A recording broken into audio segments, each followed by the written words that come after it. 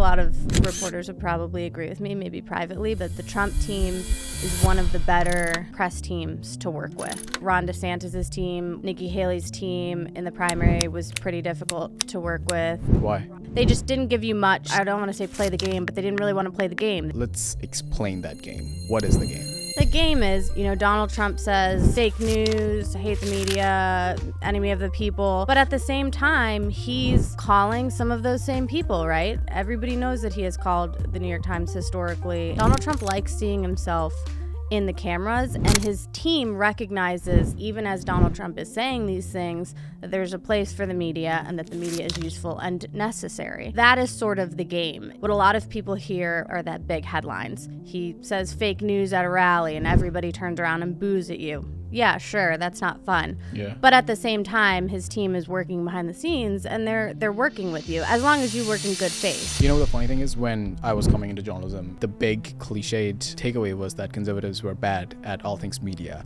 Isn't it kind of ironic that today, like, all the takeaways is that how the right gained the internet and the podcast world? Yeah, it's sort of flipped. A lot of people were really skeptical that his team had decided to go this kind of new route where they were doing a lot of independent media, a lot of podcasters, and it worked for them because they understand media. The Donald Trump who sits down with Theo Vaughn and talks about cocaine is a very different Donald Trump than the Donald Trump who has a 5-minute TV hit or a contentious town hall with CNN, and it humanized him.